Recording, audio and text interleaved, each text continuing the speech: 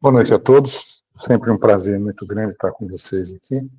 Hoje, com essas vantagens da tecnologia, temos uma pessoa que para mim é muito especial, que acabou de entrar, o Dr. Luiz Ramos, doutor porque é advogado. Começou como conhecido, se tornou sócio associado, hoje nós somos sócios da empresa e agora tenho o prazer de dizer que ele é um grande amigo. Eu tenho aprendido muito com ele, principalmente, como eu falo brincando, fazer cara de Ramos. Quando as coisas estão com muito problema, ele está impassível, esperando que os problemas passem para achar o melhor caminho para resolver as coisas. Tem sido meu aprendizado com ele. Bem-vindo, você está aí na sala que eu já vi.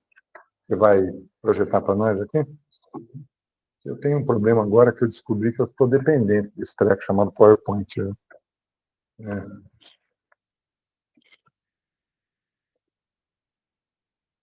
Ah, não, você está brincando. Não é esse, não. Não. Será que eu mandei errado para você? Meu Deus. Só porque a gente estava aqui todo tranquilo? Tem certeza? Esse foi o anterior que eu fiz aqui. É outro. Eu devo ter mandado errado. Peço desculpas para vocês, mas eu acho que eu fiz uma bobagem monumental aqui agora. Acontece com as melhores famílias. Isso, esse aí. Isso, tá aí. Ainda bem que eu trouxe backup. Eu mandei errado para ele, ele já pôs lá e tal. Então, regeneração. Apá.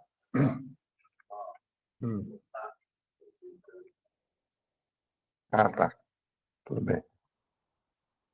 Mas eu tenho outro backup aqui, se der problema.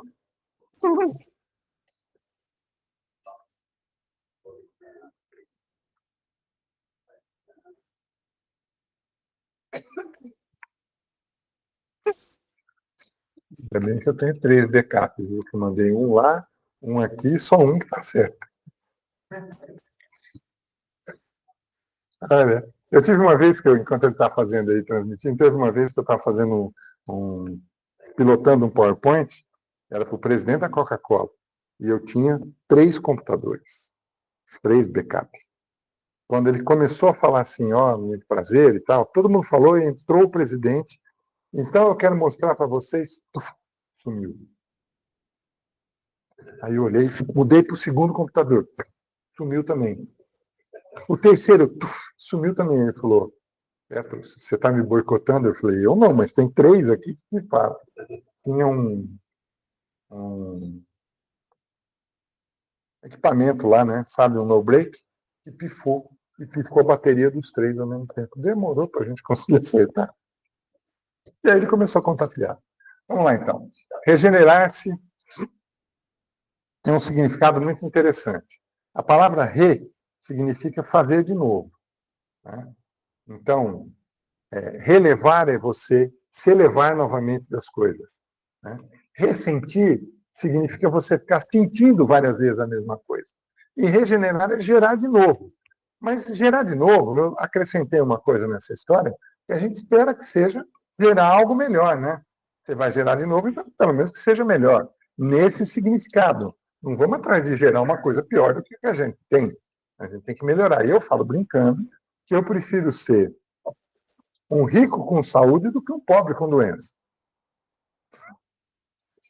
Essa história de eu prefiro ser um pobre com saúde do que um rico com doença, não, eu prefiro ser um rico com saúde. Então, se eu preferir gerar alguma coisa, vamos gerar algo melhor. Esse é o princípio da história toda. Tá? Então, a regeneração tem o seguinte sentido também, além disso. Pode passar. Mais um. Revivificar, refortalecer, recuperar moral ou espiritualmente. E a palavra recuperação significa reobter. Então, sempre nesse sentido, se eu vou viver de novo, se eu vou fortalecer de novo, se eu vou obter de novo, algo melhor. Tá?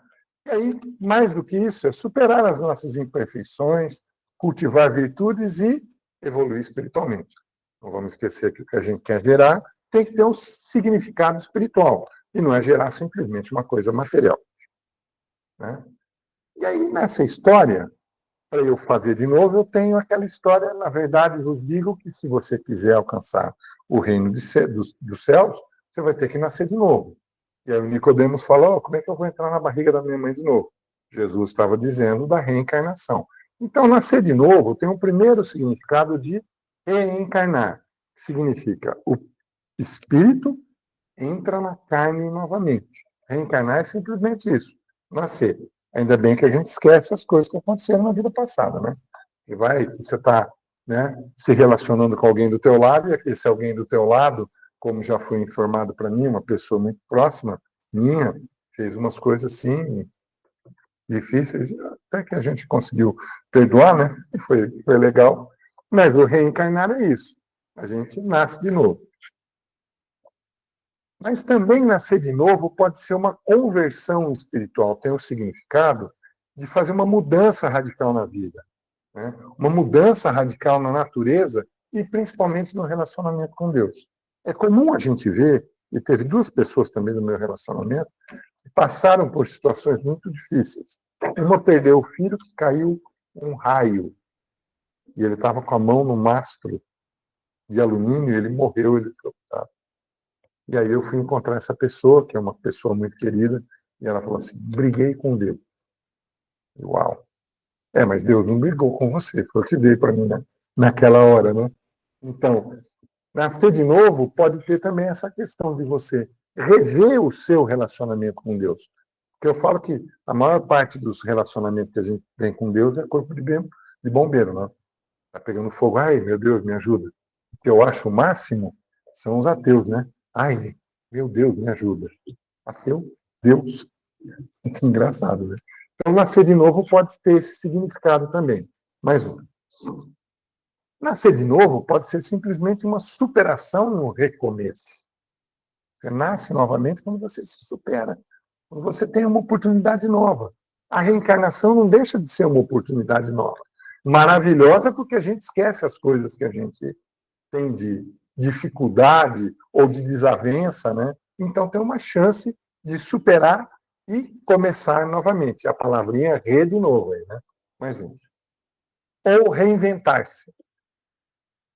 Reinventar é legal, né? Quem me acompanha na vida material aí sabe que eu estou sempre me reinventando, né? Gosto dessa história de novidade. Mas gosto também, né, de sentar sempre no mesmo lugar no sofá, de tomar sempre o mesmo café da manhã.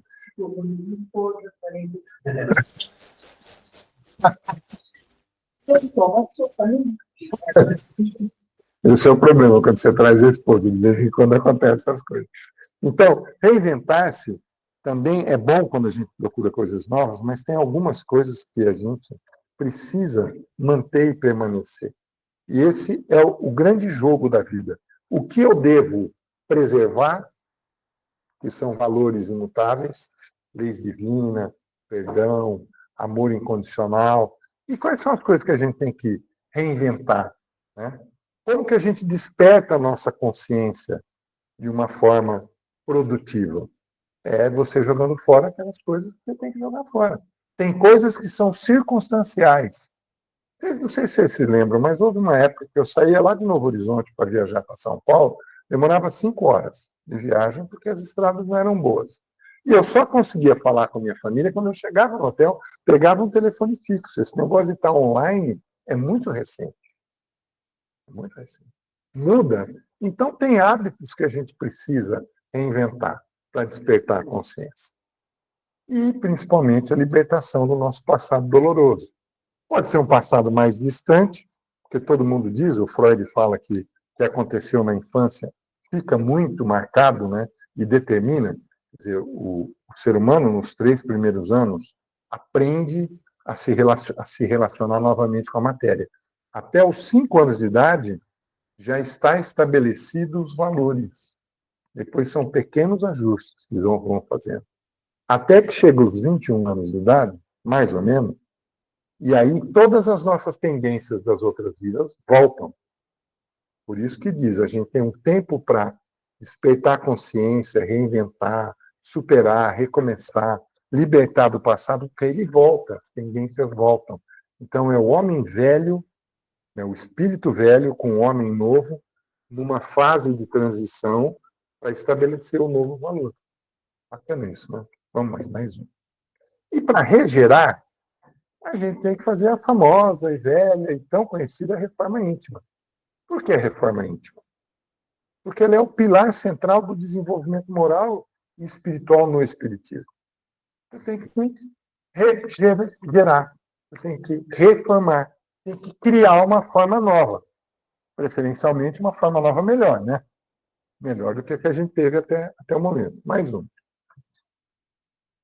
Bom, a reforma íntima é um processo contínuo. O que você tem que fazer para se reformar? Primeiro, uma autoanálise. A gente tem que se conhecer. Por que eu estou reagindo desse jeito? Por que eu estou sempre fazendo do mesmo jeito?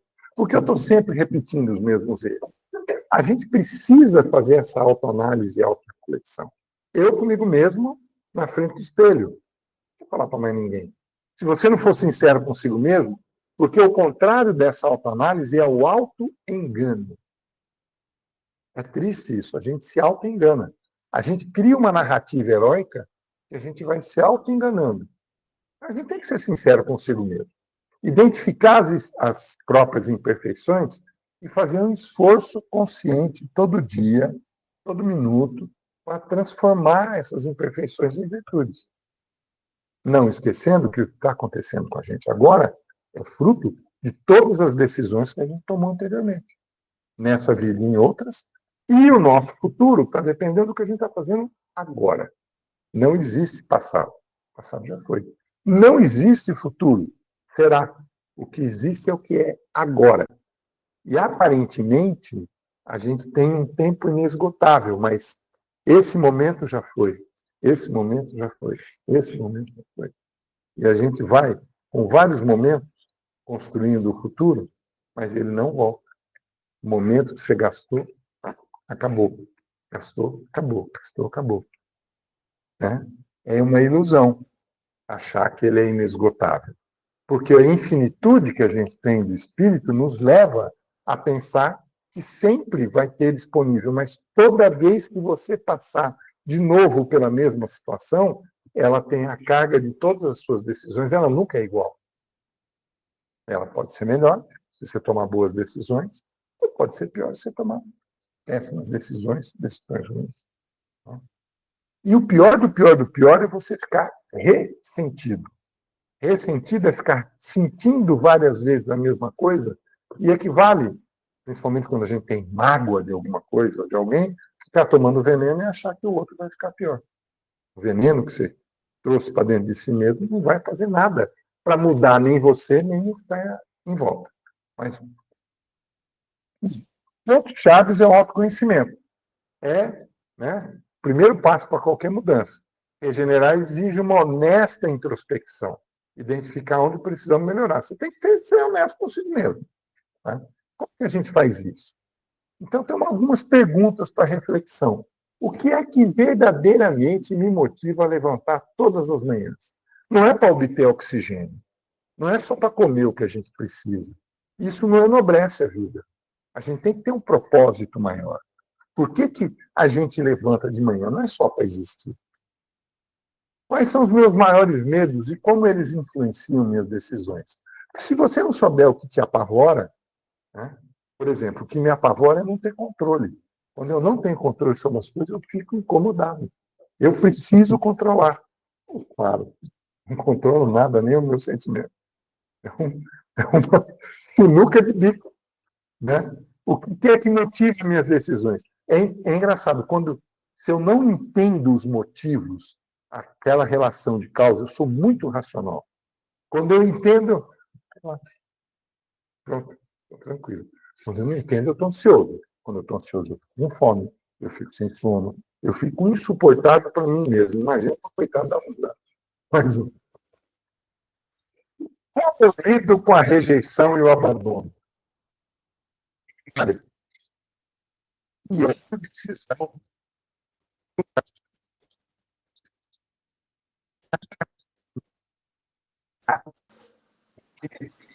O som está ruim.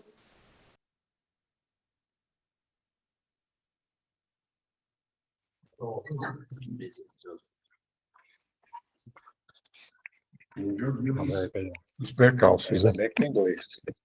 Vamos lá. Melhorou? É 3 backups, só um que funcionou.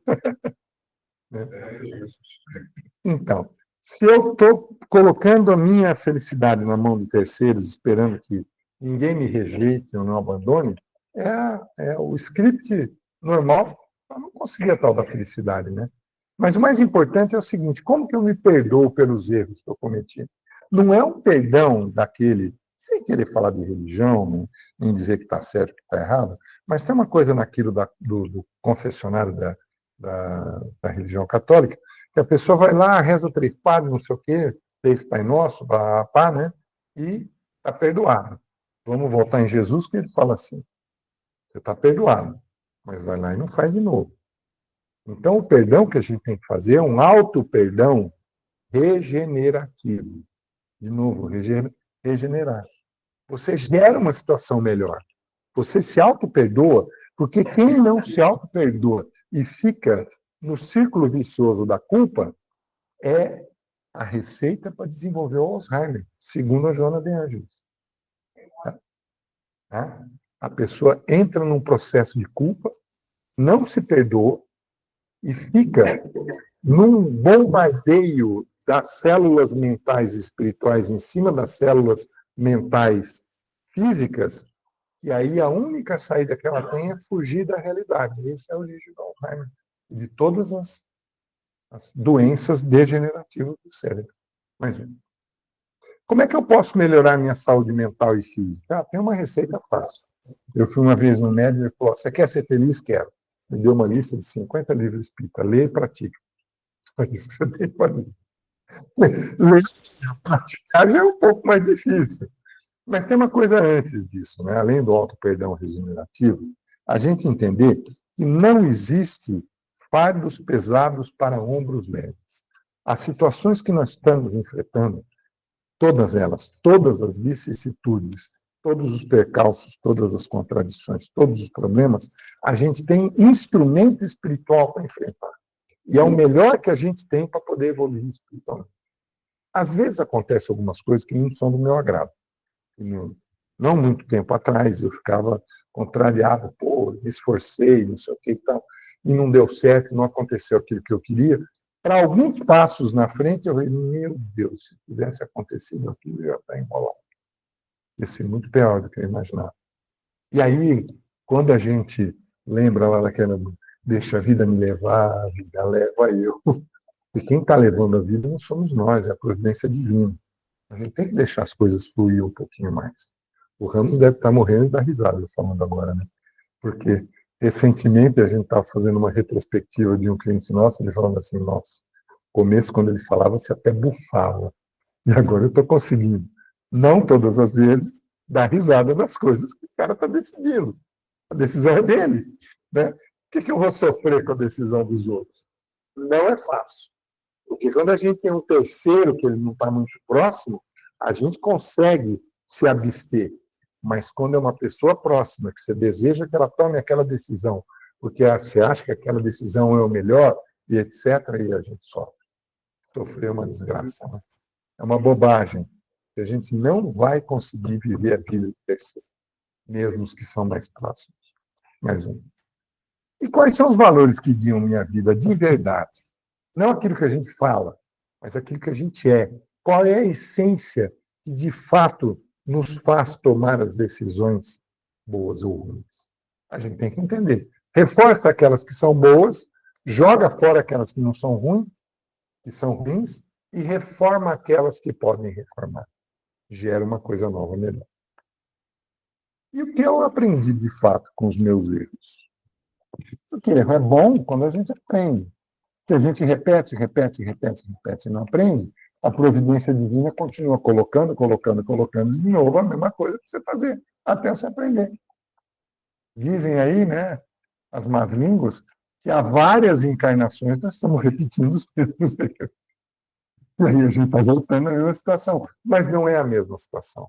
Ela é um pouco mais intensificada. Você vai tendo oportunidade. Eu não consigo enxergar ninguém no meu relacionamento, embora tenha passado algumas pessoas tenebrosas na minha vida. Tá? Mesmo, pessoas que são assim, empedernidos no mal. Eu já não sei se vocês tiveram esse desprazer, eu tive.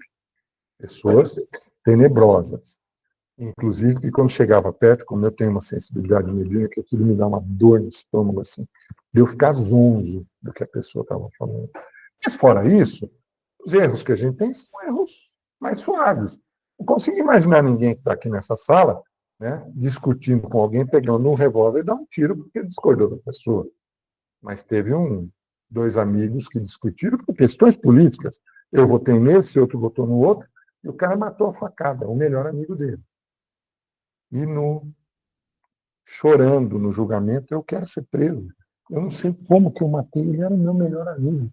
A gente tinha bebido um pouco, eu fiquei encolerizado, ele ficou discutindo comigo, era o meu melhor amigo, eu matei, eu quero ir para a cadeia. Se arrependeu. Aí vai ficar para a próxima, né? Mas pelo menos se arrependeu e percebeu a bobagem que fez. Mais um. Pontos chaves para se regenerar, para criar uma coisa nova melhor, é moralizar o espírito.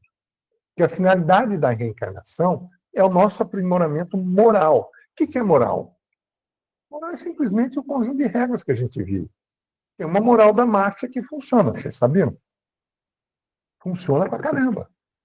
Os caras seguem aquele conjunto de regras de convivência deles. Porque quem não segue, ele mata. Então, eles têm uma moral, que nada mais é um conjunto de regras de convivência. Agora, o aprimoramento moral é um conjunto de regras de convivência e de vida que vai melhorar o espírito. Essa é a moral espírita, baseada na moral cristã, reformada e, assim, melhor definida e melhor detalhada pelo trabalho do Hippolyte lá, né, um tal de Hippolyte Léon Denisard Rivel, nós como Allan Kardec. Deixou esse trabalho maravilhoso. E a regeneração, regenerar é o caminho prático para atingir essa moralização.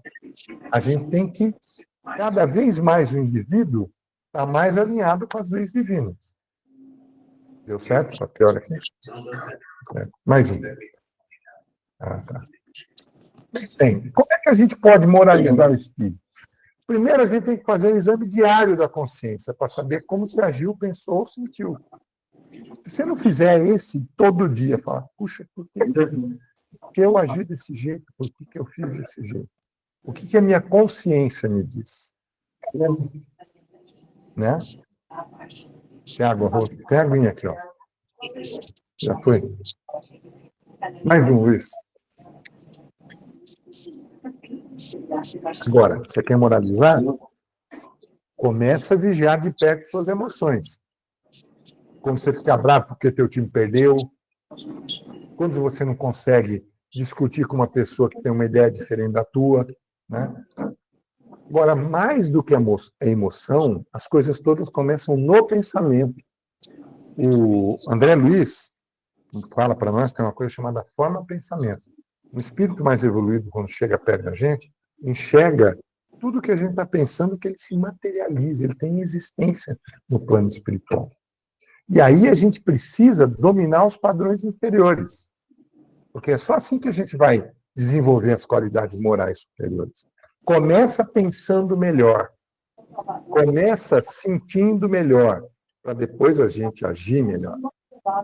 Começa no pensamento. Sem pensamento, não tem ação. Então a gente tem que se policiar com isso. Começa no pensamento, melhora o que sente, melhora o que faz. Mais um, Luiz.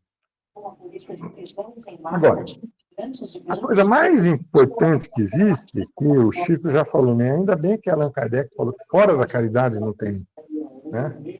Fora da caridade não tem jeito. Não tem salvação se você não for caridoso. Porque você começa a pensar no outro. A fonte. Tem alguém que está aí falando isso?